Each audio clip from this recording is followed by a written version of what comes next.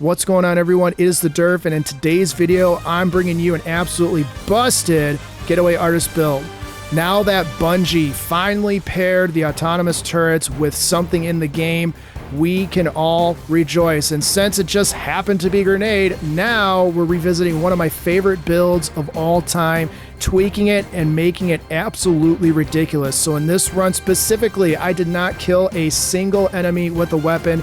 And yes, before you ask, it was on Grandmaster difficulty. So if you've been looking for a Getaway Artist build now with the recent Bungie changes, or you've just been thinking about speccing into Getaway Artist or even Warlock now, this is the build for you. Print orbs of power, generate huge damage numbers, have basically infinite health and grenade energy at all times. And oh, by the way, if that wasn't enough, when you pair this with all these different kinds of weapons, it's going to be insane. Here we go. Get us started on our Clean House Getaway Artist Prismatic Warlock build. We got to talk about the supers. Super of choice is pretty much whatever you want it to be. Song of Flame is still king. Nova Bomb is instant DPS super. That's what I prefer to use if I'm going into like a raid or a dungeon where I'm going to have to face a final boss that I need to shell out for and want to regenerate quickly and don't really have time to be roaming around. Needle Storm also fits the bill for that. The two supers that probably wouldn't work that well on this would be Winter's Wrath and Storm Trance. Winter's Wrath, of course, because it's god-awful. I hate saying that because I really want to love Winter's Wrath, but it never hits like you hope. And Storm Trance doesn't work because Storm Trance just doesn't last long enough. You know, Crown of Tempest is way better with Storm Trance than anything else. You know, so I guess if you really, really love Storm Trance, that's the only time to put it on. But Song of Flame, Nova Bomb, and Needle Storm are your choices. For abilities, I'm going with Phoenix Dive, although you could use the Healing Rift. Burst Glide, the melee doesn't matter, so pick whatever your favorite melee is. I prefer Arcane Needle just because I can stack it 3 times and chuck it out when I become Transcendent. And then for the grenade, you absolutely have to have the Storm Grenade equipped because you're going to be equipping it to activate your Arc Buddy. For aspects, first up is going to be Feed the Void.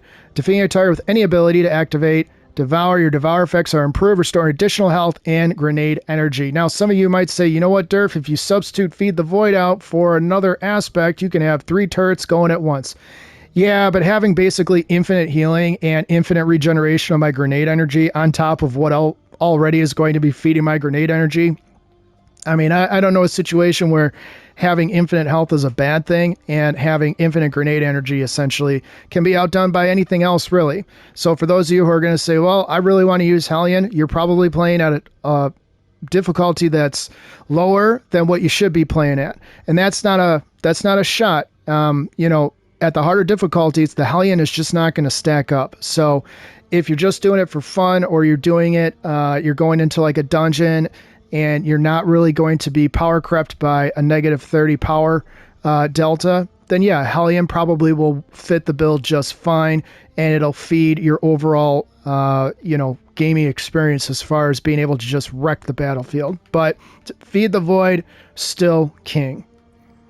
Next up is going to be Bleak Watcher. Hold to convert your grenade into a stasis turret that fires, slowing projectiles at nearby targets. So every time we consume our arc grenade, we are going to generate a Bleak Watcher turret. I have regularly had 2, 3, and one time, even 4 stasis turrets. But I think the way the game is designed is once you get to 3, once you pop that 4th one, it's like an automatic given that the other one is going to go away, even if you are rapidly popping them out. So Bleak Watcher is king here. Also a great way to deal with overload champs, but it gets better.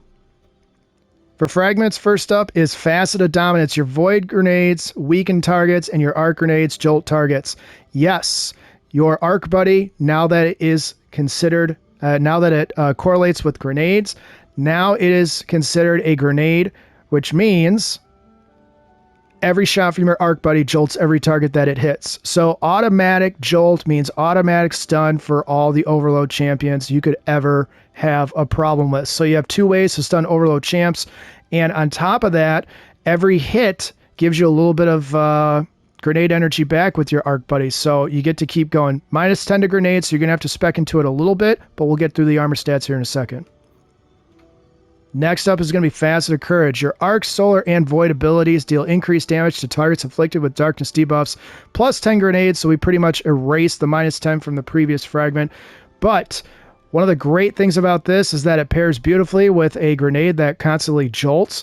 So you have jolt damage, and then you have the Arc Buddy damage on top of it, which means, I mean, it's like the perfect combination now that your turrets are bonded with everything that has to do with grenade. So every target that's hit by your Bleak Watcher turret, the Arc Buddy can do more damage to, and of course, there's the added slowing effect and all those good things that go along with it.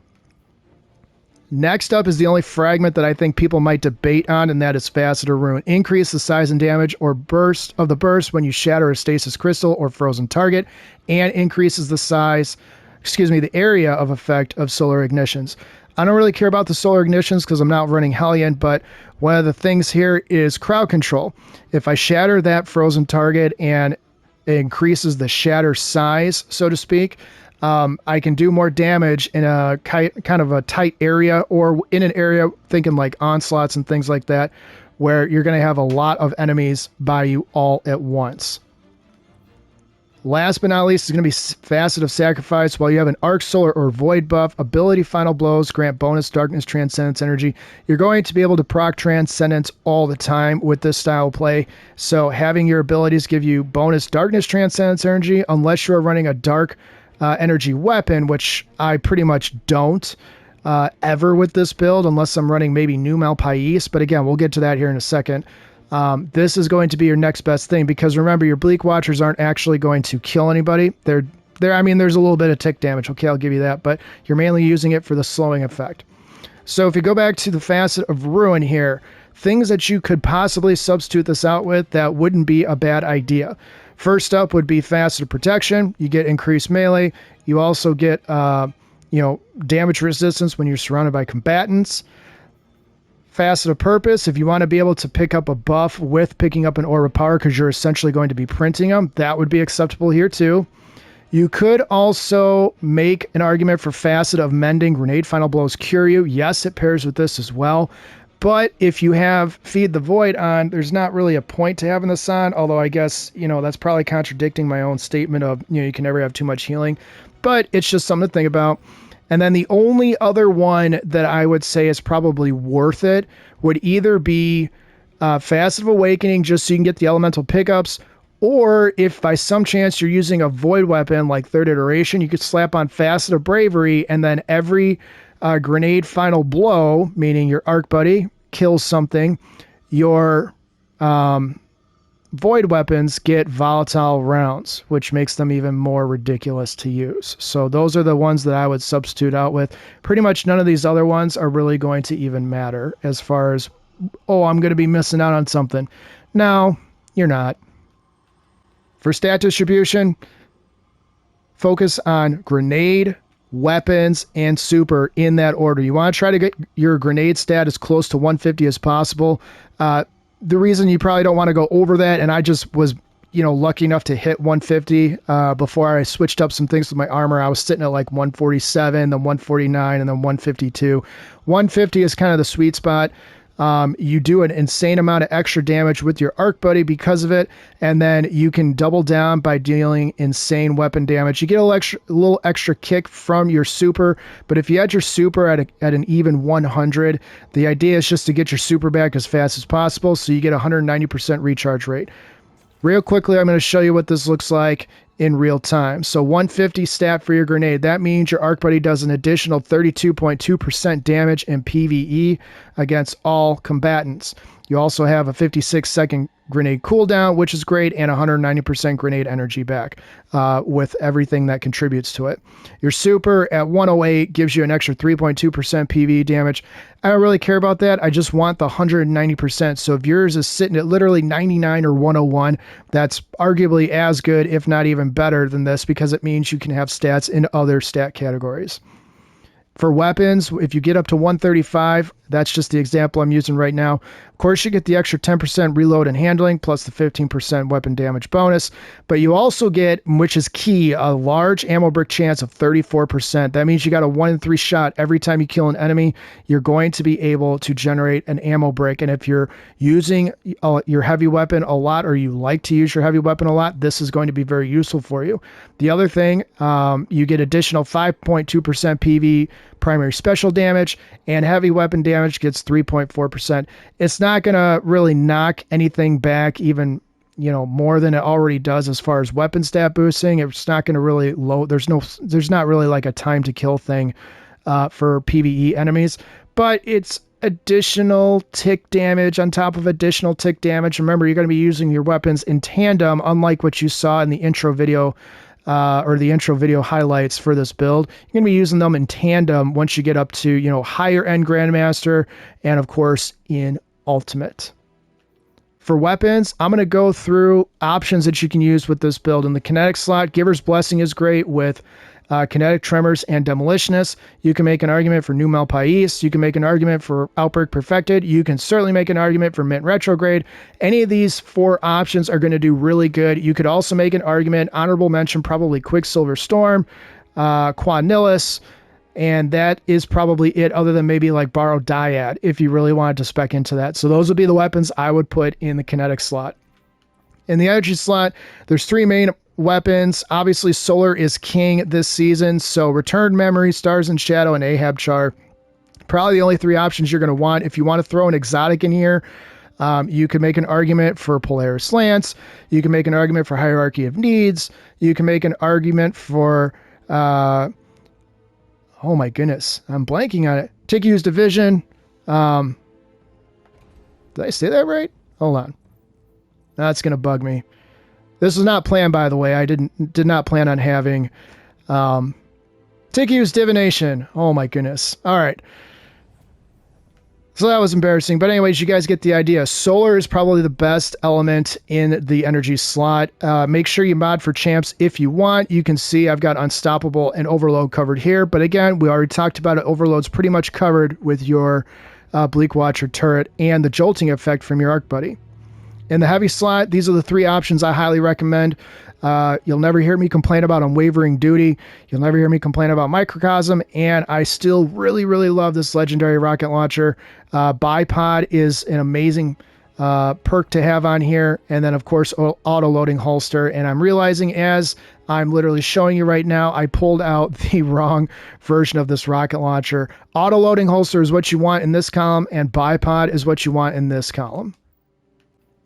Okay, so let's talk about it. Getaway Artist.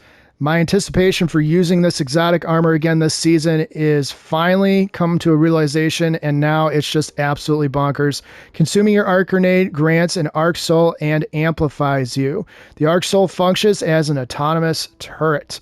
Again, one of the non-written buffs that you get from this is every hit that you do with your Arc Buddy, your Sentient Soul, which again, it's like 15 or 16 seconds that you get to have this. And if you're literally using something like Giver's Blessing with Demo in it, you're going to get your Arc Buddy back, I mean, well before the 15 seconds are up. So you can theoretically, in the right scenario, have infinite Arc Buddies, and every time you pop an Arc Buddy, you get a free Bleak Watcher turret on the side.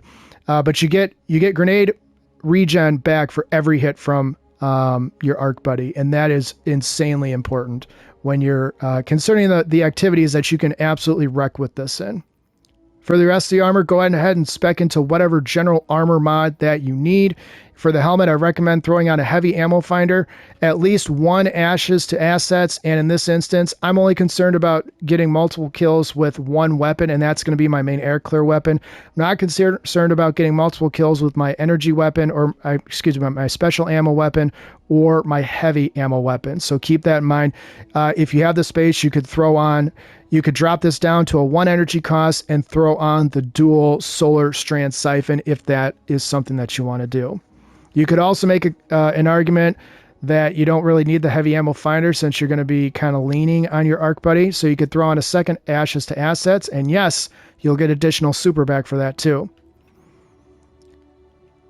For the Getaway Artist, there's only one mod that you need in all 3 slots, and that is Firepower, baby. Put 3 Firepowers on, and you get 1 Orb of Power every 1 second, which means if you kill an enemy every 1.0001 second, you get an Orb of Power every single time. So you can virtually print Orbs of Power.